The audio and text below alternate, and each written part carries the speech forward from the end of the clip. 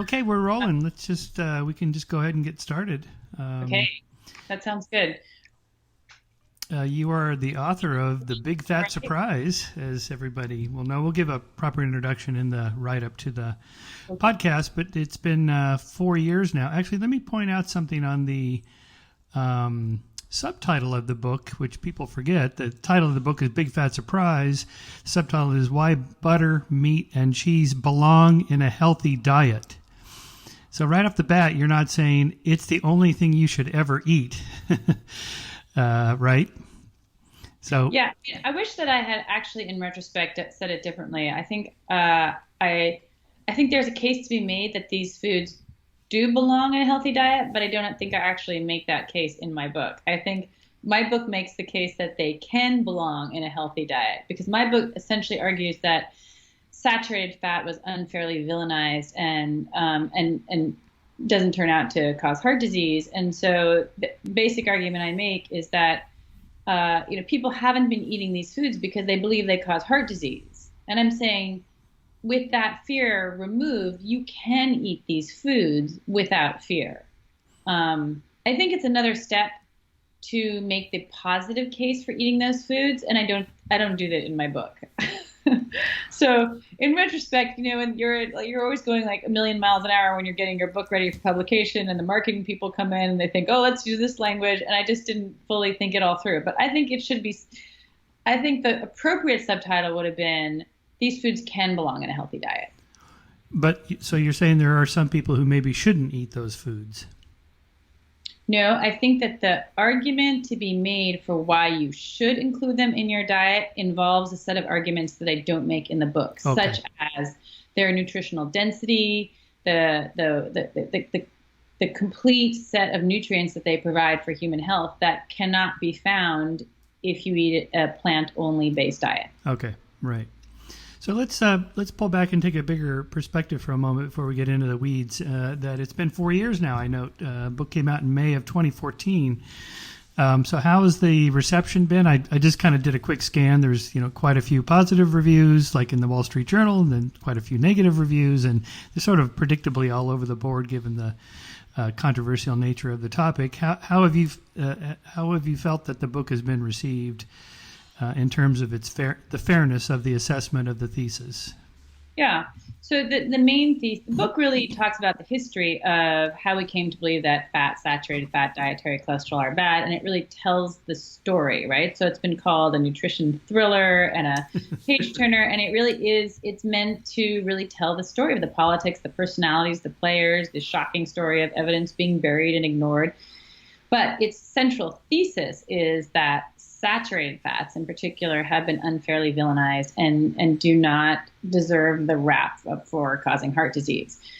The reception has, it's interesting. The Google search results have, you can play with Google search results, and people have clearly been doing that with mine. I mean, the top level reception has been uniformly positive. I mean, it was named a best book of the year by the Economist, the Wall Street Journal, Forbes, Mother Jones on the other side of the spectrum, Kirkus Review, Library Journal. It received really rave reviews, unusually for a lay person's book. In nutrition journals, American Journal of Clinical Nutrition gave it a full page. So did the BMJ, big spread in the BMJ.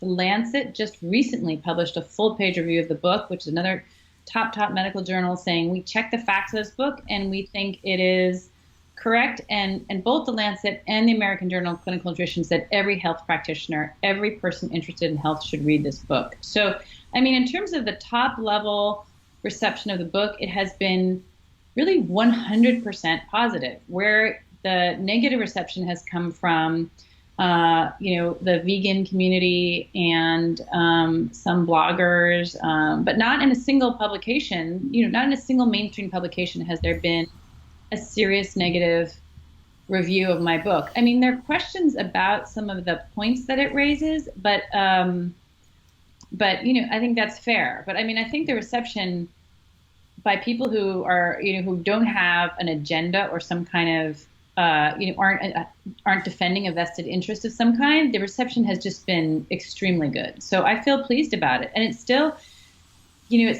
selling well, and it's still considered sort of the go-to book to educate yourself about, how we got into this seeming mess on nutrition policy. Right. So, Yeah, I know well, Gary. I've known Gary Taubes since the '90s, and I hosted him at our lecture series at Caltech, and we've reviewed his books. And so when I just had him last year for his sugar book at one of our salons, I asked him if he felt somewhat vindicated, because he was really out in the weeds there. I mean, in the sort of frontiers by himself back in the late '90s, and he was vilified pretty harshly, and it's really looking like he and you are now being vindicated by the science. Well, I think so. I mean, without sounding like we're touting our own horns, and I've known Gary. We used to go out to lunch and talk about LDL cholesterol when his wife would say, "Don't talk to me about LDL cholesterol anymore," and he wasn't well known at all. But what has happened since Gary, as you so rightly put, so bravely stepped out into this arena and challenged the conventional status quo on fat and saturated fat and cholesterol, what has happened? So the American Heart Association and the U.S. dietary guidelines, which are the two principal official dietary guidelines that we have, they have both dropped the low-fat diet. So the words low-fat do not appear on their website. It's a little tricky in that they haven't actually backed off the low-fat diet when they give you the percentages of what you're supposed to eat. They still really recommend a high-carb diet, but they've backed off the low-fat language. They've also dropped their caps on cholesterol just in the last few years. Nobody really knows about that either, because there's no press announcement. It was in a one-line statement in their recent publications, just saying no evidence found for this pillar of our dietary advice for the last 50 years. But, those are big shifts. And we are starting to see the saturated fat, that consensus really crumbling now. There are, more than a dozen overall papers by teams of scientists all over the world reviewing the evidence on saturated fat, because it was unearthed by Gary Taubes, because I wrote about it, and saying, we got it wrong on saturated fats. Mm-hmm. So that is starting to teeter as well. And basically saturated fat and cholesterol are the three major pillars of dietary advice over the last, since the early 60s. And now we see they're starting to fall. Yeah, I think it's good to make a distinction between what specific problems that we are addressing. Is it weight gain and weight loss, or cardiovascular disease, or maybe, say, athletic performance? I'm always interested in, well, what can I eat so I can ride my bike faster or farther or whatever? And all athletes think about that. And so it depends on what your goal is. You may have different dietary needs depending on what your particular goals are. You may be cardiovascularly just fine, but you want to lose 15 pounds. That's a different question than your weight is fine. Take someone like David Letterman, who was always super skinny, but he had these cardiovascular issues, and he had to have whatever, not the heart transplant, but the stents. He had put stents in or something like that. So that would be a different question, eating for cardiovascular health, something like that. So when you're talking about when you're talking about saturated fats, cholesterol, you're mostly on the target of heart disease question, not weight loss. But weight loss is obviously probably the biggest thing everyone is constantly worried about. Half of Americans are on diets constantly, losing in weight and gaining back the same pounds over and over year after year. That would be a different kind of discussion. Or do you put them all in the same general health category? I do. And it's not an original concept. It really goes back to writers and thinkers, including voyagers in the mid-1800s who came across populations who really had their own indigenous diets, and found out that when they started importing refined carbohydrates, jam, crackers, sugars, that they lost their health, and they lost their health altogether in a number of ways. They got heart disease, became obese, they became diabetic, and there was this cluster of what was called then Western diseases that all seem to appear together. And they do cluster. If you're obese, you're at higher risk for diabetes. If you have diabetes, you're at higher risk for heart disease. If you have any of those, you're at higher risk for Alzheimer's. And the idea is that at the base, there is the common metabolic dysfunction that is going on that produces all these diseases, and they appear in different people in different stages in different ways. But it explains why you can have marathoners getting diabetes. It's not, it's because they're controlling their weight through a lot of exercise, but they're still having this metabolic dysfunction. And I think that metabolic dysfunction is our best understanding of it now, although I don't think it's the only explanation, is that it is caused by excessive consumption of carbohydrates, maybe refined carbohydrates, maybe too many carbohydrates in combination with sugar, some combination of those explanations, which exhausts your pancreas's ability to produce insulin. And then at some point, your body becomes unable to respond to the glucose, the carbohydrates it's consuming, and that's when your body tips over into this state of metabolic ill health. And that's when you start seeing all these diseases develop at the same time. So I think there's a common source. I mean, just going back to saturated fats were always accused just of causing heart disease. Mm-hmm. They were never accused of causing obesity or anything else. So what was pinned on them was just heart disease. And this was triggered by Eisenhower's heart attack in the late 50s and others. And so we latched onto that. Well, what's he doing? And no one pointed out that smoking 4 packs a day probably wasn't the healthiest thing he could be doing, but instead focused on his dietary cholesterol and then linked that to heart disease. Even that link seems to now be broken, right, scientifically. The one between saturated fats and heart disease? Yes, correct. There's a causal chain there you have to follow along, and it looks like there's a break in that chain now.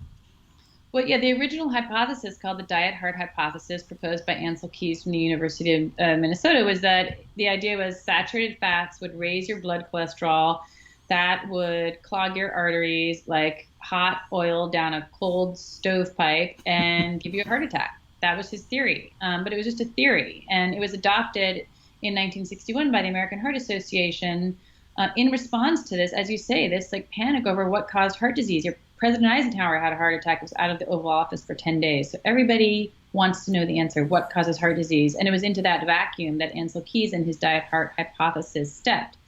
But when it was adopted by the American Heart Association, there was just very weak evidence for it. But it was in response to the public's need to have some kind of advice. Right. And then, the story that I think is completely fascinating is that in the subsequent decades in the 60s and 70s, there were efforts by governments all over the world to undertake to try to fill the gap of this evidence, to do the gold standard of rigorous evidence, which is called randomized controlled clinical trials, to do those trials to try to prove the diet heart hypothesis right. Here we are. The American Heart Association has already told everybody in America to eat this diet. It better be right. But the results of these trials, which tested more than 75,000 people all over the world, they could never get the results that they wanted. Mm-hmm. They could never show that switching out saturated fats for polyunsaturated vegetable oils, like eating margarine instead of butter, eating Crisco instead of lard, they could never show that reduced either cardiovascular mortality or your total mortality. And in almost a dozen of these experiments, they found that people on the high vegetable oil diet, the margarine and the Crisco, they died at much higher rates of cancer. Mm-hmm. Mm. They could never really explain. So they could never prove Ancel Keys' hypothesis correct. And really what happened to those studies is that they were ignored. They became what is kind of known, I'm sure you know this from other fields of study, kind of silent studies. Nobody reviews them, nobody cites them. Mm-hmm. They're not part of reviews. And I think really importantly, something that I discovered when I was looking at the evidence for our U.S. dietary guidelines, which is the most important policy, the most powerful lever on what Americans eat, that no expert committee for the dietary guidelines, going back to 1980 when they were launched, had ever reviewed any of these clinical trials. Mm-hmm. It was just not there. Data that disappeared.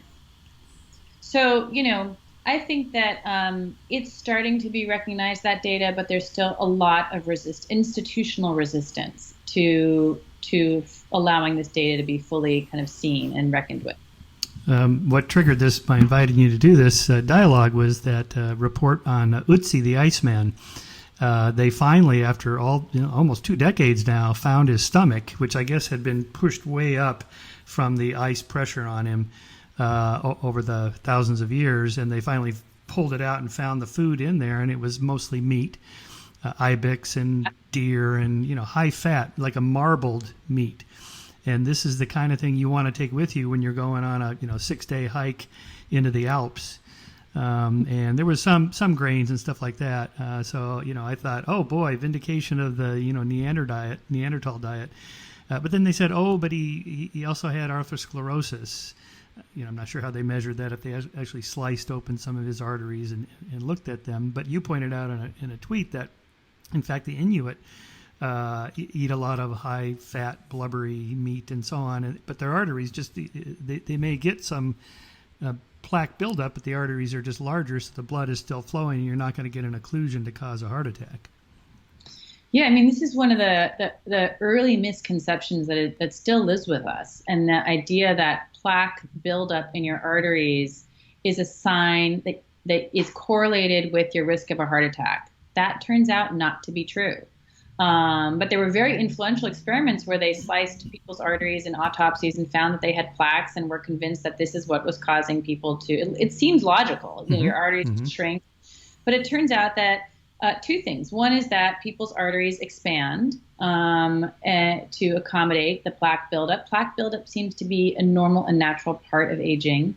And the second thing that has been discovered in cardiology is that it's not plaque per se that is risky. It's the unstable breakaway plaques that break away and then they lodge in your arteries, and that is what causes a stoppage. And it's not clear what it is about those plaques. They tend to have oxidized LDL cholesterol in them. For some reason, they're less stable, but it is not related to the total amount of plaque, which is why, stenting has not been shown to be correlated with improved cardiovascular outcomes, because it really is not about the diameter of your arteries. But old myths die hard. That's why one of my mottos is don't pass policies for which you don't have rigorous evidence, because reversing out of bad policies is very hard. So if dietary cholesterol does not directly lead to heart disease and heart attacks, what causes heart attacks and heart disease then?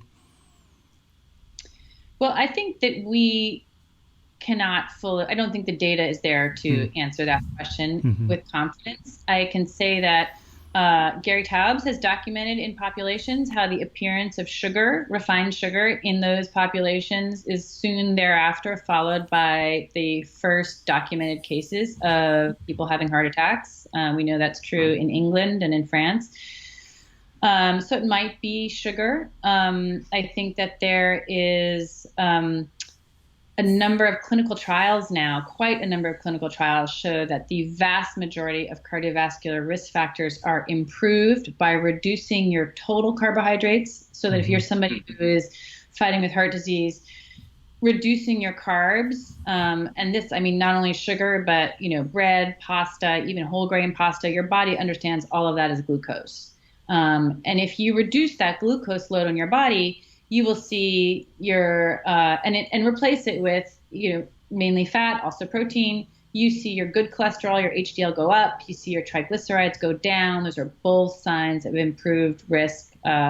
You will see your blood pressure go down. I mean, a recent study that looked at 22 cardiovascular risk factors after a year on the ketogenic diet, 21 of them got better on the ketogenic diet. So, and that I think is a fairly consistent finding now. So while we don't know exactly what causes heart disease, we know the diet that can help improve the vast majority of cardiovascular risk factors. I mentioned I had dinner the other night with John Mackey, the CEO of Whole Foods. He mentioned he debated you. He didn't give the context and that you guys went at it. And he claims he has the evidence that, the vegan, vegetarian diet is the way to go, plant-based. Although he did, when I pushed him a little bit and we went back and forth, he did admit that the evidence is mixed and that it's difficult to prove causality in these dietary studies, in part because it's difficult to first get people to accurately record what they eat. We all misremember what we had for breakfast, or every day how much you eat and so on. And the other controlled studies, like in prisons where they do control exactly how much and what the prisoners eat, even there the sample sizes shift as prisoners leave the prison and new prisoners come in, and that changes what's actually being studied, even though that's not recorded in the data. So it's very difficult to actually set up a causal chain of causal vectors you're looking for in this particular area because it's so complex. Yeah, there are a lot of problems with nutrition studies, but I think for his plant-based, vegan diet, the evidence is much less rigorous. It's a much smaller pot of evidence supporting his diet. I mean, mainly they rely on these epidemiological studies that show association but not causation. Right. Except your listeners understand. And nutrition, as you say, nutrition epidemiology is especially fraught because you're relying on what people write down and what they remember themselves eating over the last day or the last 6 months. And while it's easy to remember, if you drink milk every day, that's an easy one to check the box, or if it's low fat or non-fat, it's a lot harder to say how many cups of ribs did you have, and if I put down lasagna, how do I know that their formulary for interpreting lasagna is the same one that I cooked, where I cook it without pasta. It's very, very unreliable form of information. And when nutritional epidemiological findings have been tested in clinical trials, they've been found to be correct. That is, nutrition epidemiology is correct 0 to 20% of the time. So that's like pretty low odds on which to base. Things like, epidemiology has said vitamin E supplements are good. That turned out to be wrong. I mean, there's a whole series of findings like that.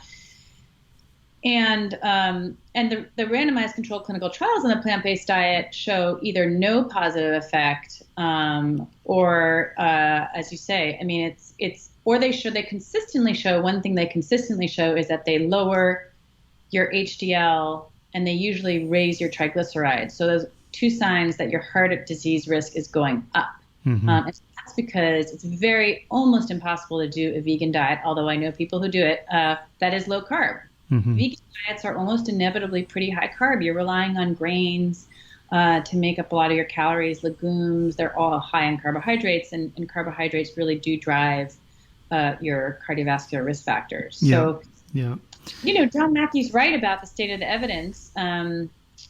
But in his defense, or anecdotally, he exercises a lot.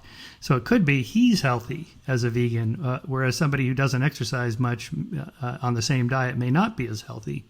So there's many other factors. Yeah, but one of the things that's really come out, I think, recently in the literature is this idea that you can't exercise your way out of a bad diet. In other words, nutrition is the principal driver in weight and in other disease factors.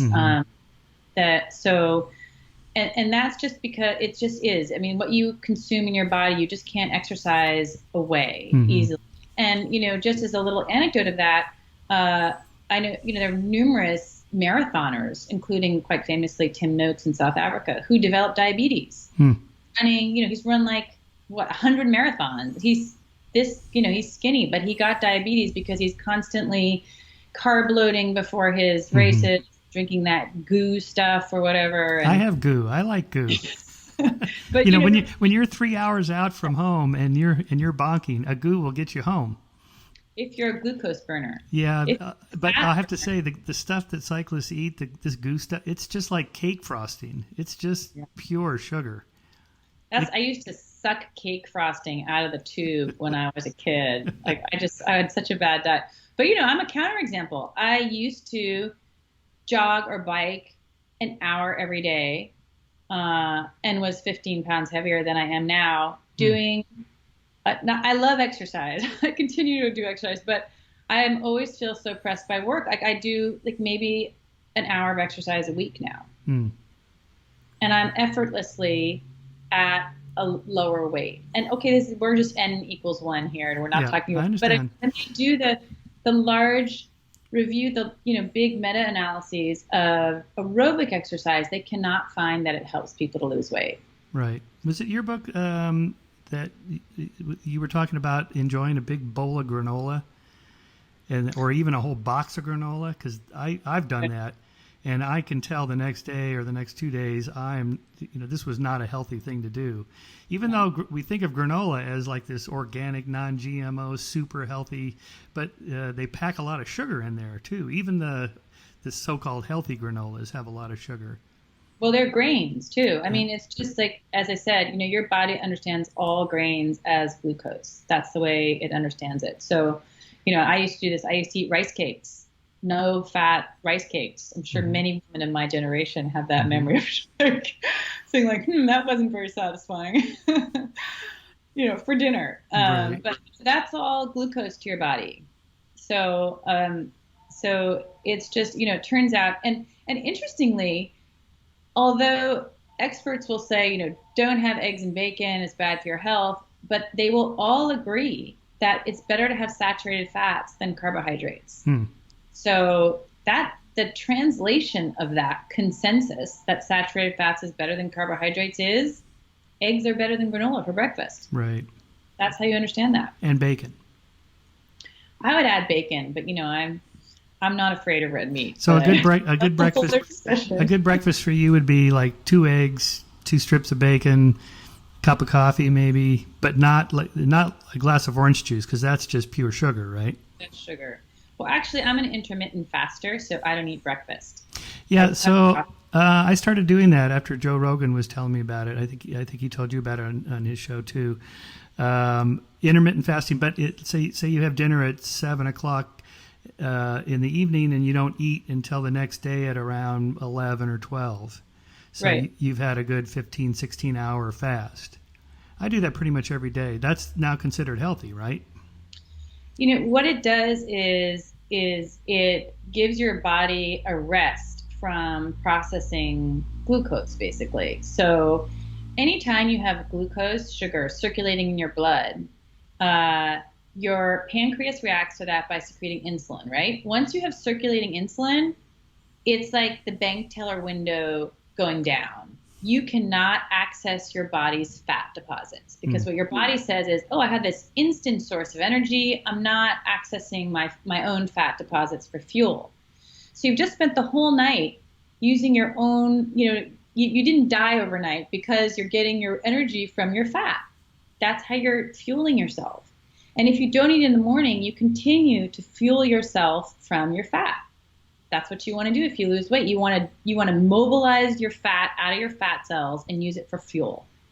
The moment you have that juiced, or really almost any kind of food, you're like the bank teller window shuts down and says, we're not accessing your fat stores anymore because now we got this immediate source of energy. Let's use that first. So you continue to lose weight or mobilize your fat depositions while you're fasting, and I think there are many other effects of fasting, and we don't know that much more about it. But that's the theory behind why fasting works. And it's a really easy way for people to, eat what they want, a lot of it, and just like it's an easy thing to do.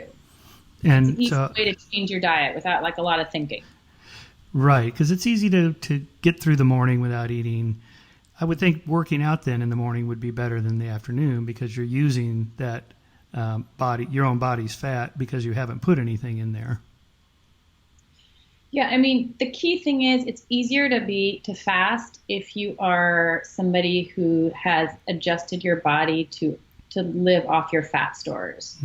If you're somebody on a high carbohydrate diet, your body has become accustomed to utilizing glucose. So you're a glucose burner. So you have to then shift it's a little bit like becoming a hybrid car. You have to be able to also have another fuel source, which is your own fat cells.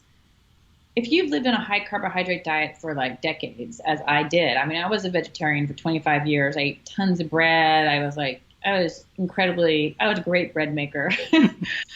but I was a glucose burner, and I could not have easily fasted because glucose, it's what you call bonking. Mm-hmm. The glucose stops coming in, and if you're not adjusted to also burning your fat, if you don't have an alternative fuel source, you just bonk. Right. You get super hungry. So you can train your body essentially to become a fat burner, but that takes months or years of sort of consistent diet and exercise? No, it just requires going on a low carb, high fat diet. Some people can adjust their bodies over in a couple weeks. Other people take a month or more. Most people can get adjusted to a low carb diet within a matter of weeks. It really doesn't take that much. I mean, it can be an uncomfortable transition. It's why people associate it with flu-like symptoms, or they feel bad because you're upregulating certain enzymes and downregulating other enzymes. You're changing your metabolic pathways. But you can make that adjustment. Your body can do that. Mm-hmm. What about the role of genetics? Like this, I remember reading, this was decades ago now, the fat thermostat, that you're born with this level of fat that your body wants, and when you're hungry, you just crave certain foods to fill up to that thermostat level that your body is set at. But we can adjust that thermostat by changing your lifestyle and diet for some period of time, like 6 months to a year, and you lower the thermostat level so you don't need as much body fat. But it's easier for some than others because of genetics. That was the argument.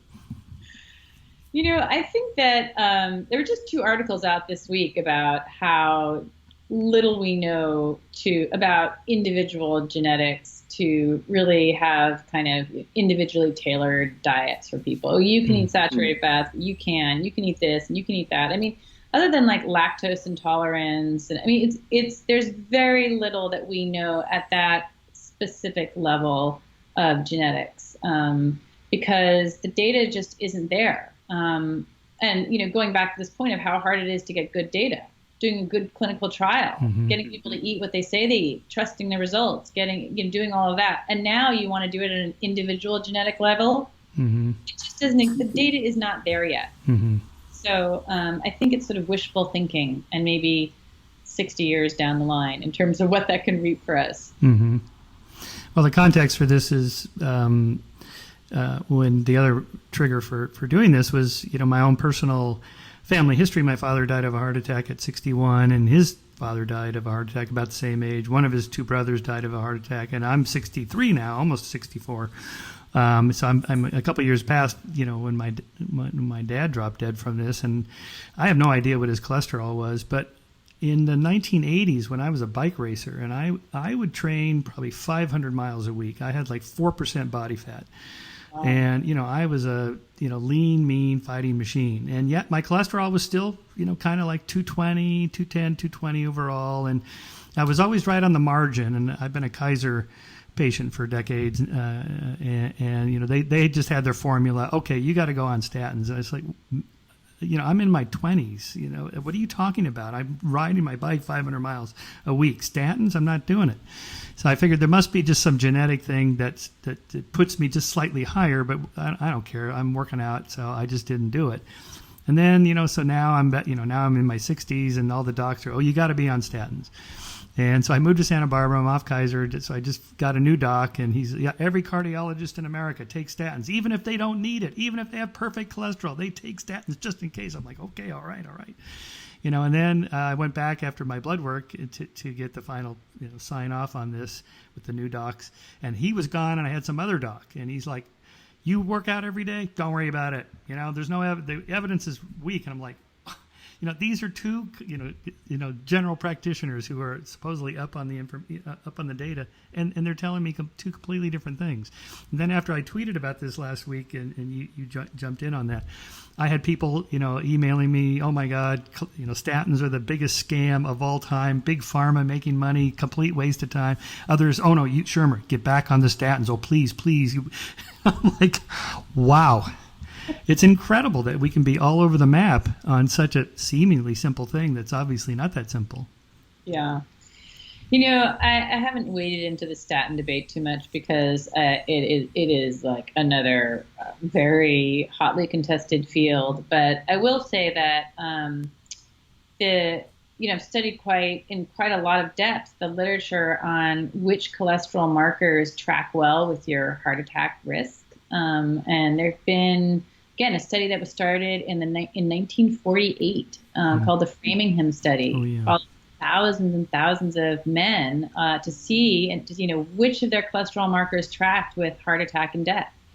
And what they discovered by the mid to late 1980s was it's not total cholesterol.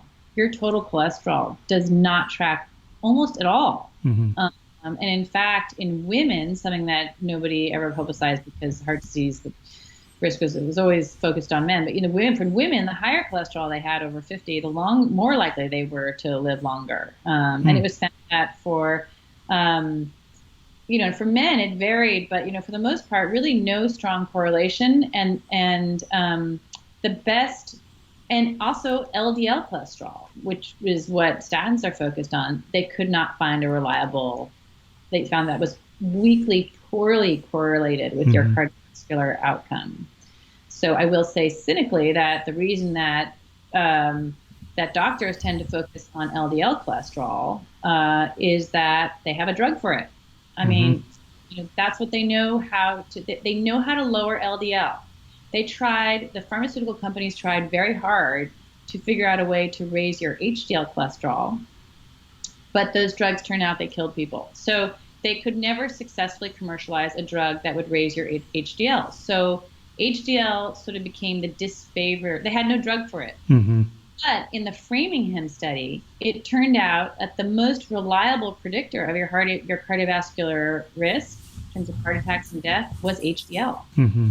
HDL and your triglycerides. Of the things that are regularly measured in your standard panel, it's your HDL to triglyceride ratio that most reliably predicts your cardiovascular risk. Say it again. HDL triglyceride ratio. Right. So HDL is your good cholesterol. Right. What raises HDL? Red wine a little bit, exercise a little bit. What raises it the most? Any guesses? Saturated fat. Could it be saturated fats? Yeah. The most efficient way to raise your HDL. And triglycerides are driven by your carbohydrate intake. It's a direct reflection of how many carbs you're eating. Right. So the way to get that ratio looking really good is to eat more saturated fat and reduce your carbohydrates. Right. And those are the most reliable predictors according to not just Framingham, but other studies that have come since. Right. LDL is a very hot political potato because, again, pharmaceutical companies have a drug for it, and everybody has kind of focused their scientific hypotheses around LDL, but it just doesn't have the same kind of predictive power. I'll tell you something else really fascinating is that people have discovered, there's a whole community of people that have discovered that that they can completely rig their LDL cholesterol by just changing what they eat in the 3 days before they go to the doctor. Right. So, like, what are we measuring? We're measuring what we ate for the last 3 days. Right. Right. Is that meaningful? So, it's so I think that, the numbers I worry about, my husband gets the same thing as you. He goes to his doctor and his doctor's like, 100% of cardiologists agree with me. And I try to say, look, sweetheart, 100% of experts would tell you the dietary cholesterol is bad for your health. And that's gone now. Right. 100% of experts believed in low-fat diet, and that's gone now too. So, 100% of experts believe a lot that just turns out to be. So is your husband on statins? No. He's not? Not in my house. That's funny. And you're not, obviously. So now... better cholesterol numbers now. I have some records from when I was this struggling fat in my young 20s. I was actually like a hiking leader at a spa, and I went and I had all my numbers done, and my HDL was really low and everything looked bad, even though I was hiking every day and eating all the spa food, which was very, very low fat and very high carb. And I have the little notations there saying, eat, reduce saturated fat. Mm-hmm. Right. So, yeah. Yeah. So, but I think part of it's the culture of why we go to doctors and what we expect. It's like, I have this problem. what can you do for me? And maybe they can't do anything, but they feel like, oh, I got to say something, or I got to send a script home with this guy so he can feel like he's going to take something that's going to help. I noticed this especially with my stepfather. I was kind of a caretaker for him in his 80s. And he had, like what happens when you get old, just aches and pains and this and that. And, we'd go, and these poor docs, they're just racking their brains trying to figure out what's wrong with my dad. And, he's just like, well, give me something. Okay, here, they'd write a script. And, it's part of the culture. You can't just say, well, sorry, you're getting old, or, just go home and eat right and exercise. And it's like, yeah, but give me something. I think there is that pressure in our culture on the medical profession, and so they're put under pressure to do something now, right here. Yeah. It's a disheartening state of affairs. The medical education is largely funded by pharmaceutical companies, and what they're taught is the basic formula is you have a visit, and it ends by you're giving somebody a script, and that script is a pill, and so you match the condition to the pill. But I think it's also fair to recognize that most doctors would actually probably try diet and exercise, but since they've been telling everybody the diet they've been told to give people is a diet that doesn't work. Right. They're telling people, go eat more fruits, vegetables, and whole grains and cut back on fat, and that diet doesn't work. Right. So they experience failure with that. So, how can you blame them for then saying, look, all I've got is the pill. The diet right.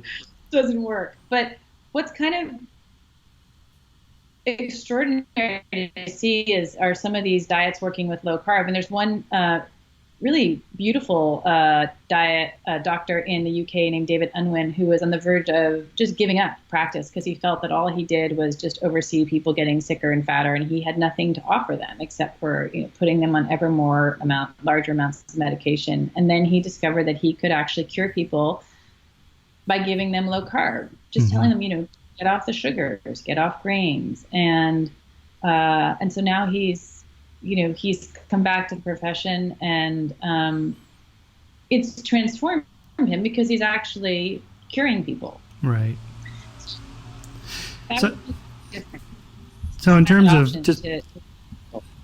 of lifestyle, one of the problems that happened, speaking historically, of people going on these low-fat diets was that they felt hungry. This wasn't nutritionally fulfilling enough, so food companies pumped foods full of sugar and cheap carbohydrates that made people feel like they had a full meal. And so the obesity problem was less that they weren't getting meat, but more that they were getting so-called empty calories, sugar, and refined flour and those sorts of things. Yeah, it's interesting that Americans do eat about 280 more calories per day than we did in 1970 or 80. It's all gone up, but 95% of those calories are carbohydrates, right? And so what happened? Exactly what you described. They said, take all the fat out of food, and companies did. But, fat is what conveys texture, flavor, and it's essential for foods. And protein is uniquely satiating. It means it fills you up, right? You're told to, cut back, don't eat so much meat and cheese, right? So Americans start eating more of these foods with fat replacers, which are almost all carbs and sugars, right? You take out the fat, you have to put in a fat replacer that's almost always carbohydrate based. So our foods became much more high carb. And carbohydrates do that thing to you. Your blood sugar goes up and then it crashes, and then you're hungry. And then it goes up and then it crashes, and then you're hungry again. And you aren't eating foods that are naturally satiating, like protein and fat. Right. So you're not getting filled up. You don't fill up on carbs. Right. They've done really fascinating experiments where they actually put stacks of pork chops in front of people, subjects, and say, you must eat these. And people I cannot, young, healthy men, I cannot eat anymore. And you just can't overeat on those foods. Right. Whereas, how many of us can dramatically overeat? Not that I've ever done it, but, cookies, crackers, chips, pasta, you could just eat that stuff forever. It's because it's not satiating for whatever reason. Yep. Triggered some addiction response or whatever. Right. My wife's from Germany. When she moved here to be with me. She, I introduced her to non-fat milk, and she's like, "Oh, this is terrible. This is like water." So she's got me on whole fat milk, and it's so much better. Yeah. And cheese. I never used to eat cheese. Cheese is great, and I feel really healthy eating cheese now. But so, what would you put the cheese on, or do you just eat cheese by itself? I mean, on a piece of bread or a piece of cracker, or just a slice of cheese by itself? I just eat the cheese. Mm-hmm. I don't eat crackers unless I'm in a social situation and I feel like I might be, I don't, in general, I just avoid grains. Mm-hmm. I mean, there are people who figured out how to make all kinds of grain-free breads and grain-free crackers. There's tons of recipes out there, but I'm fundamentally lazy, so I just eat the cheese. And if you're recommending meat, so let's go through, fish, chicken, and red meat. And then amongst the red meats, you've seen, I don't know if you follow Joe Rogan, but he always posts the meat he eats. So he's a hunter, a bow hunter. So, he's eating elk and deer and boar, and I don't know what he's got there. And it looks really good, but it looks lean. Yeah. And I know there's some discussion between, should you have a nice marbled steak versus a super lean, like a New York cut, or, what's your recommendation on that?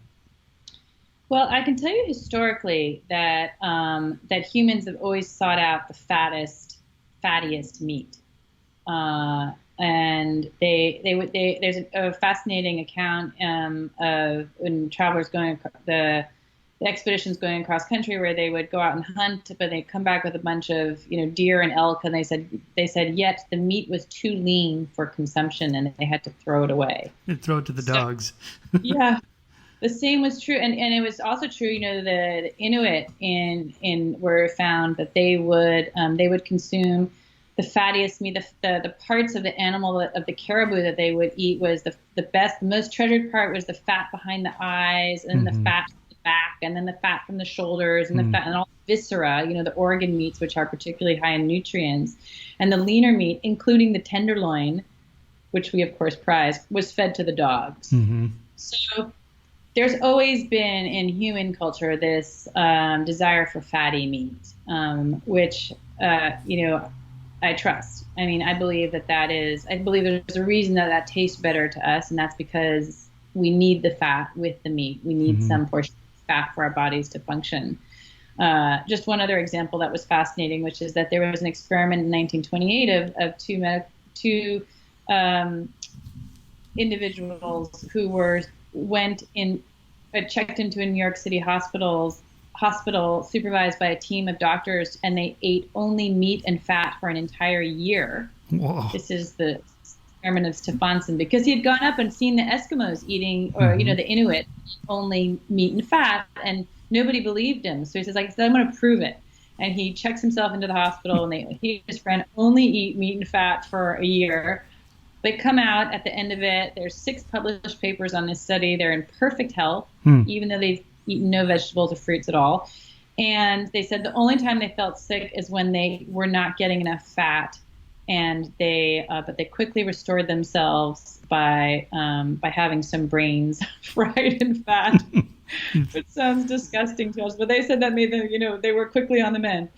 So, I think there has been this historical preference for fatty meats. I believe there's marbled. The best way to have that wonderful taste that makes it really juicy is when it's marbled all through the meat itself. I think the clean meat industry, as it's now called, will have to program in to their meat stem cells some fat cells as well. I don't know if you follow that whole. There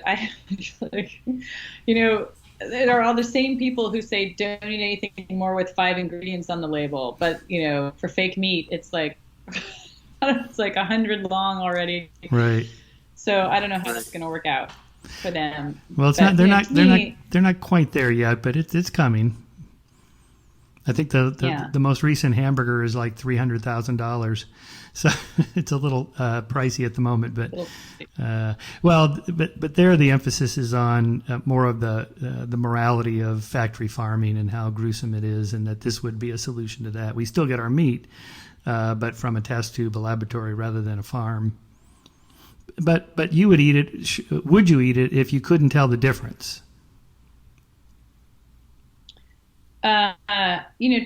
So it's not just can you tell the difference, is does it have the same nutrients? Hmm. I mean, red meat is one of the most nutrient dense foods on the planet. And I'm not just talking about the muscle meat, which is what we eat, but all the organ meats. They have every nutrient that you need for life. And those are often they're not as bioavailable when you consume them in supplement form. They don't come in the right proportions. They're not in the right. So to me, when I look at food, eating food, and this used to be the original kind of aim of nutritional studies, was how do we get all the nutrients that we need for human life and healthy reproduction to live on for generations. And the answer to that question was, how do you get all the vitamins and minerals that you need for life? So one of the reasons that people eat red meat or they eat it for taste, but they eat it, one of the reasons I eat it and give it to my children is that it has the nutrients needed for them to be healthy. And you can't get, you can't get the same vitamins. You can't get them in the same proportion. They aren't as bioavailable. You can't get that in plant foods. What about chicken? What about chicken and fish? So chicken, interestingly, which replaced red meat, since 1970, we've decreased our consumption of red meat by 28% and beef by 34%. And in that time, we've increased our consumption of poultry by like 121%. So, I mean, we've just done this swap. Chicken is relatively quite nutrient poor. You get anywhere near the same quantity of nutrients. And I can't list them all off, but it's remarkable how few nutrients there are in chicken. So, and it tends to be higher in omega-6 fatty acids, which are not as healthy for you. So, given a choice, I think red meat is healthier, more benefit for your health. And where do you put fish in there?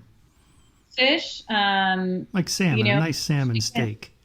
Yeah, I mean, I think fish is delicious. It has omega-3 fatty acids, which we've discovered do not prevent heart disease, but are still better for your body than omega-6s, which are the kind found in vegetable oils. And fish, and especially shellfish, actually is very dense in all kinds of minerals that are hard to get elsewhere. So shellfish is actually incredibly healthy food. Which we've avoided for decades because it contains cholesterol, but we no longer have to do that. So, like what are you and your family having for dinner tonight? Well, we're pretty likely to have steak. Every night? Every night? No, we have other kinds of. We almost always have meat for dinner, and then we have fish and meat or chicken, but we always have some protein at the center of the plate. Just so happens that my younger son just loves steak. He's like the healthiest little kid on the planet, and he just loves steak. So, and I don't feel guilty about giving it to him. So, and I think I'm probably the only mother on the planet who does not really berate my children for not eating their vegetables. But you have vegetables, right? Vegetables are okay. Yeah, we do. We do have them. I'm just saying I don't get into big fights over it. Okay. Like when you pack up your kids to go off to school with their lunch, what's in their lunch? You're not putting a steak in there.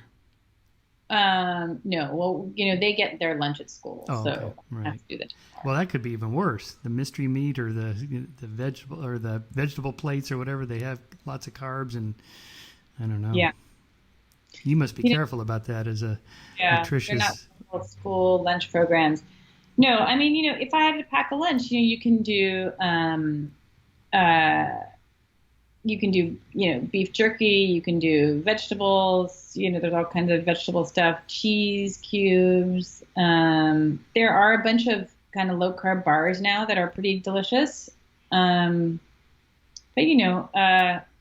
my kids also eat carbs. I mean, let's be real. We can't avoid it completely. We keep bread and we don't have pasta, and we don't keep bread in the house, and we don't have that in the house. But the reality is, we live in a certain kind of food environment, and it's the same way that my parents didn't have television when I was growing up, so I just grew up as a complete freak and never knowing what anybody was talking about. And I'm acutely aware, I don't want to create I don't want to create freaks out of my children. It's hard enough for them to go to school and say, my mom thinks it's okay to eat bacon, and that's a lot. That's enough for them. Now, what about alcohol? Like beer or wine with dinner, before dinner, a couple of drinks? What do you do? I usually have a beer or a glass of wine before dinner, and then maybe one or two with dinner or after. Maybe 2 to 3 per day, maybe 5 days a week, I'd say. Yeah, I mean, so beer has more carbohydrates. Yep. The hard alcohol. If you're carb sensitive, you really want to be drinking hard alcohol that has 0 carbs. Then comes red wine. Then comes white wine. Then comes beer. You can go down the chart if you're sensitive to carbohydrates.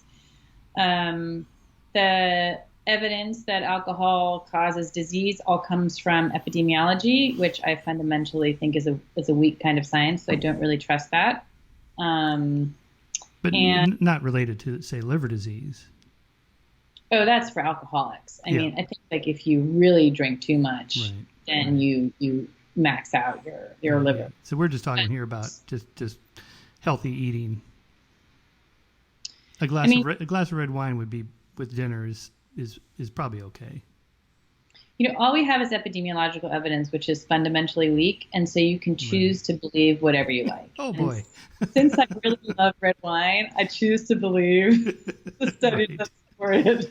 Yeah, there was an effort to do an actual, randomized controlled clinical trial on alcohol. I don't know if you've been following this controversy. It was going to be funded by the NIH, and it was also but they were trying to funnel money from the alcohol industry through the NIH to do this study. Because it's been considered unethical to do a study like this, because if you randomize people into 2 groups and half of them you tell them to drink, let's say some of them become alcoholics. So that's an ethical risk, right? Yep. They were going to do this trial, but then it was discovered the alcohol industry's hand in it and how they were trying to manipulate it. And then the whole thing, I believe it's been canceled. So there really isn't that kind of rigorous evidence. But, if you go back, one of the things that I did for my book, and I love to do just in the course of researching these topics, is to go back through literature and go back, thousands of years in the written human record and see what did humans eat and drink before the epidemic of obesity, before the epidemic of diabetes and heart disease and cancer and fatty liver disease. Bacchus, the god of wine. They drank wine. So I don't know if they had rosé back then, but they definitely had wine. Yeah. So, it looks like we're turning the corner on getting a grasp on what we should be eating. Let's say we're going to colonize Mars. I've just been researching and writing about how to govern Mars. Like, what kind of government will Elon set up other than Elon's rules of good living, according to SpaceX? But seriously, there's a lot of people that have written about this. But I got to thinking, of the problems to solve.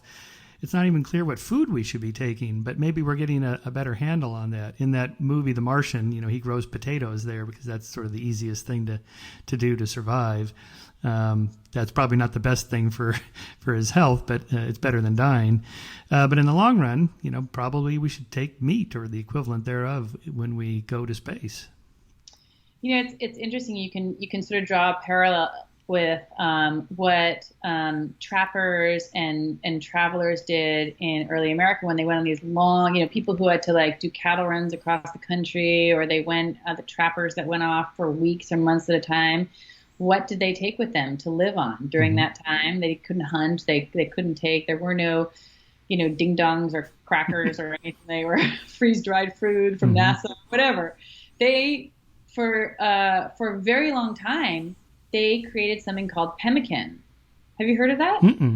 Pemmican there were actually wars fought over pemmican because it was so highly valued and people could live on it for months and months and months at a time in perfect health. And it's basically beef jerky packed with oil or packed with some kind of fat. So again, getting to this question of fatty meat, if it were just dried beef, it wasn't fat enough. So they packed it in sacks with fat to keep it moist, like moist chunks of what you put in your child's lunch, Right. But pemmican is what these explorers, trappers, travelers all lived on. Right.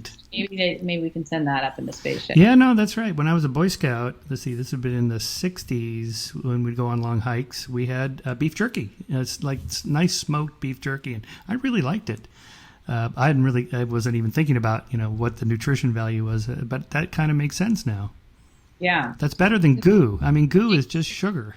It's just sugar. Yeah. I mean, if you do, a lot of the beef jerky is cured with sugar now, or the maple cured, that's high sugar. But there are some brands that are pretty low sugar, and they're good. And there's some that are more moist, a little more pemmican-like, and they are good. I mean, you have to, again, just going back to history, why did people cure meat, and why did they make cheese? You can't carry around fresh milk. Right. When you go off as a day laborer to go work in the fields for a day, what can you take? You can take cheese and some dried meat. Right. Yep. So what's the next book? How are you going to follow this one up? Well, I'm not writing a book right now, although I'd really like to. But I founded this not-for-profit called the Nutrition Coalition. Oh, right. I did that. It's in Washington, D.C. Because having come to the realization of how powerful the dietary guidelines are in controlling our nutritional advice and what people eat and the whole food supply and the military and school lunches, everything, and realizing, how non-evidence-based that advice is. Basically telling every diabetic, everybody with heart disease to eat a really high carbohydrate diet. And ignoring all this literature, all this clinical trial literature that exists to the contrary.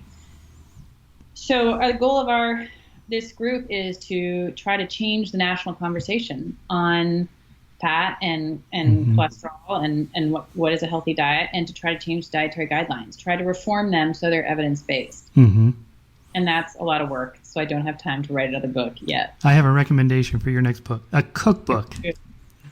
Like here's 50 different, recipes or whatever. Because this is really what people, the average person, they don't want to get into the weeds of the research. They just, what do I eat for breakfast tomorrow?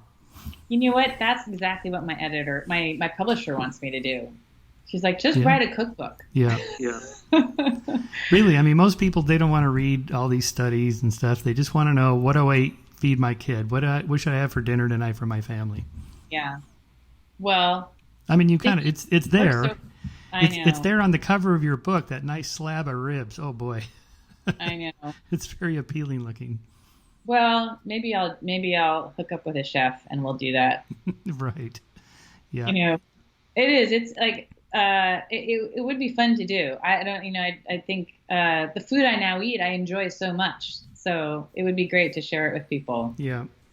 Just in general, though, as a historian of science, just to see how science changes over the centuries, this has been one of the more amazing episodes, just the last half century of, how we got into this mess and then how we're getting out of it now slowly, how science can get it so wrong until you look at the details like you do in your book of, which study exactly was followed up with funding and then endorsement by governing bodies like the Heart Association and so on, and then government agencies get on board.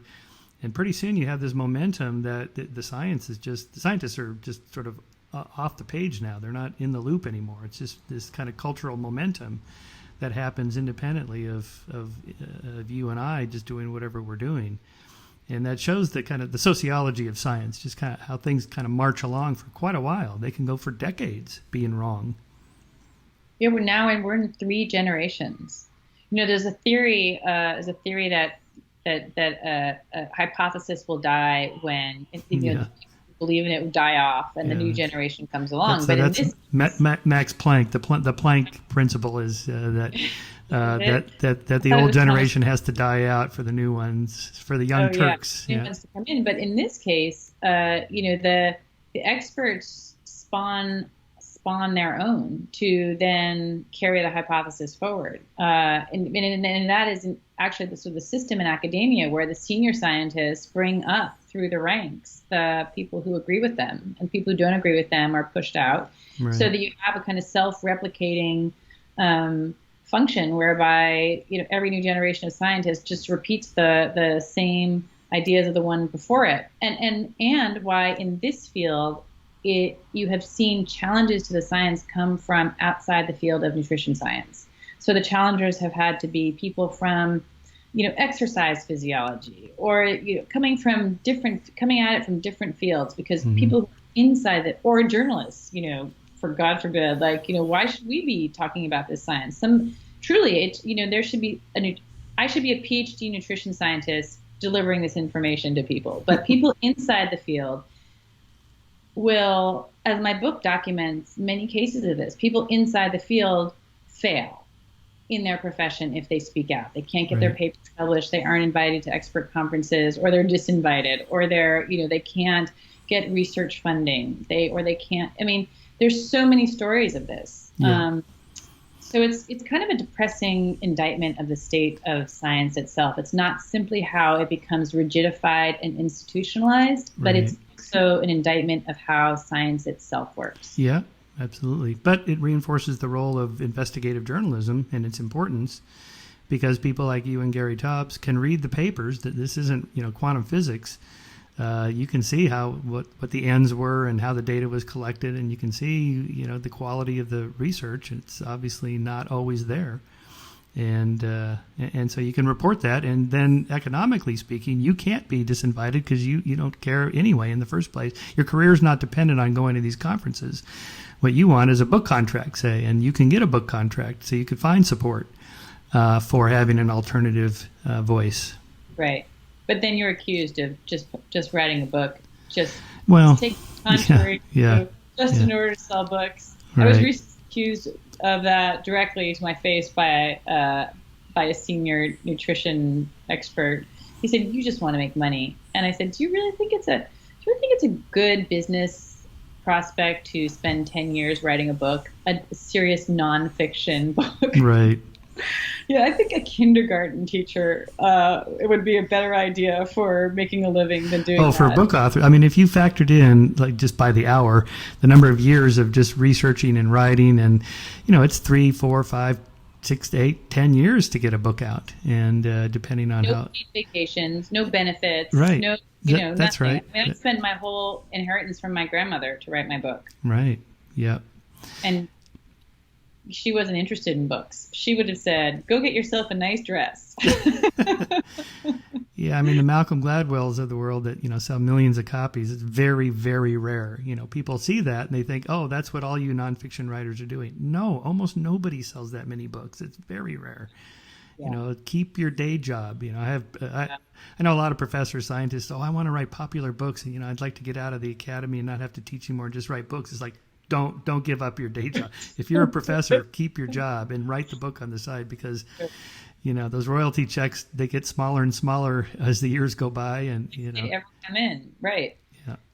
Yeah. So no, it's harder and harder to write books, but I think that in this case, it's tremendously satisfying when you stumble on a topic as rich and interesting as this one, which it turns out it's not like writing about, mining in Brazil in the 1960s.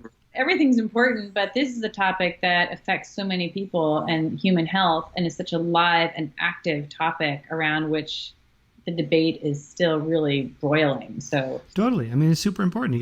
It's something you do 2 to 3 times a day, every day for your whole life, and people care desperately. What should I be eating? Yep. Cookbook, do it. All right. Inquiring minds want to know, what should I eat tomorrow? Well, thank you, Nina. And tell us again how we can, the name of that organization and how people can find that online. Yes, so it's nutritioncoalition.us. You can sign up for our newsletter, which I write. It's really just about how the dietary guideline, it's just about dietary guidelines and our push for evidence-based nutrition policy. And my little pitch for it is, even if you recover your own health, which is, the most important, health of your family. I mean, your elderly parent in a nursing home, when you go to the hospital, the military fighting for you, your school lunches for your kids, all of that is controlled by the guidelines. And that's why they change. And then my personal website is ninateichholz.com, which nobody will be able to spell, but I'm sure they can figure it out. Just search Big Fat Surprise. That's right. On Google, you are at Big Fat Surprise, right? Yeah. And on Twitter, I'm active on No, Twitter. I'm sorry, not Google, Twitter. Yeah. On Twitter, I'm at Big Fat Surprise. Right. Okay. Until I write my diet book, and then I'll be whatever that. That's right. Lose weight fast. Hashtag. Because that's what people care. I don't care about heart disease or how fit I am. I want to lose weight. That's right. That's totally true. Yeah. Well, on that superficial note, thank you so much for having me. It's such a pleasure to talk to you. I really appreciate likewise. it. No, it's super interesting material, and I'm glad you're out there doing it. And you and Gary and others, just keep it up. Thank you so much. You're a skeptic. You're a true skeptic. I am. All right, Nina. Thank you. All right. All right. Thank you. Bye-bye. Take care. Bye.